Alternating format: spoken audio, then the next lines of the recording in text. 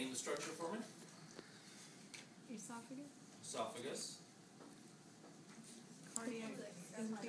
Esophageal. Gastroesophageal sphincter or cardiac sphincter. The reason it's called cardiac is because, surprisingly, this part of the stomach is called the cardiac region of the stomach.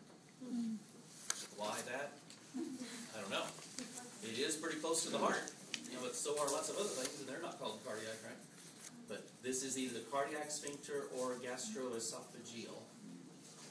And then at the other end would be pyloric sphincter, and then that would make this the...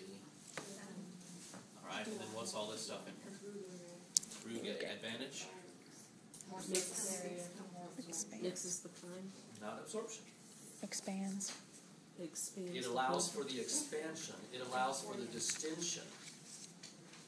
Yes, there is more surface area. Yes, it gives you a little bit of an absorption boost, but absorption is really not the main function of the stomach. The main function of the stomach is storage. So the expanding feature is more important than the absorbing feature.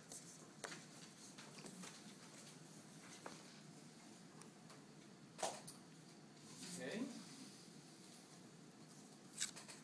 All right. So what do you think that is? We have magnified something that we've already identified. That's inside the villi. That is a villus. Okay. Wow. This is a portion of a villus. This is a portion of a villus. This is a villus that they have opened up. So here's the capillary bed inside, and things that are out here in the lumen, if we have gotten them small enough, they can then cross through these cells, cross through these cell membranes, and be absorbed into the blood. If we haven't broken them down small enough, then they're stuck. They're going to stay in the lumen, and they'll eventually come out as your undigestible feces. Okay? But this is the point at which something is actually inside your body.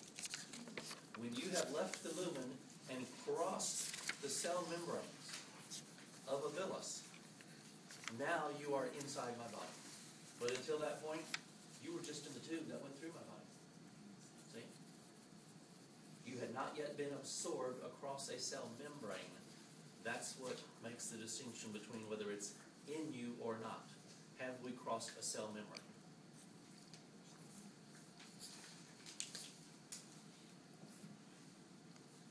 Okay, so now you tell me, where is this blood going next?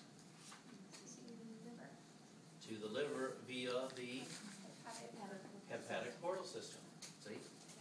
All of these capillary beds are part of the hepatic portal system, and we're simply going to converge into larger vessels and go straight to the liver, so that he can do what he wants to with the nutrients that we just absorbed.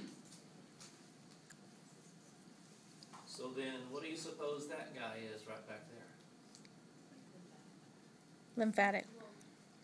That's a lymphatic capillary. In this location, it's called a,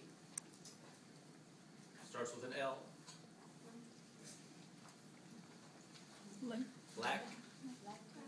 Lacteal. Yeah, back when you were studying the lymphatic system, you learned that the smallest capillaries in the digestive system, smallest lymphatic capillaries, were called lacteals, and you absorbed your lipids primarily into your lacteals. Okay? So, this is going to the lymphatic system, not hepatic portal. This stuff is going to the hepatic portal.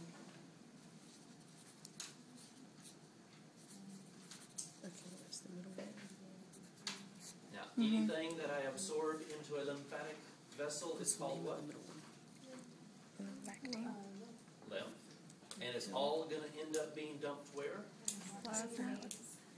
Into the veins, cephalic Into my veins. two subclavian veins, so that it becomes part of my blood again. Okay. So if I'm absorbing lipids, cholesterol, etc., into here, in a very short amount of time, it's going to, well, not really very short, but in a short amount of time, it's going to show up in my blood. And this is why, if you're having a blood work done, where they're trying to determine, well, how good is Becky's liver at controlling her lipoproteins and cholesterol, we don't want Becky to have eaten in the last 12 hours. Because otherwise there'll be things circulating, I don't know how to do that, there'll be things out here circulating in her blood that came from what she just absorbed from the last meal that she ate. So that's why you typically need to be on fasting, so that we don't get false readings. We want to see what can your liver stabilize, what can your liver hold and maintain. We don't want to see the spike that follows your meal. And you know how lymph flow is so much slower than blood flow. So you're going to eat something and it's going to take you several hours to digest it, and then maybe several more hours to get through the lymphatic system. So see, that's why they typically want you on a 12-hour fast for blood work if they're testing lipids.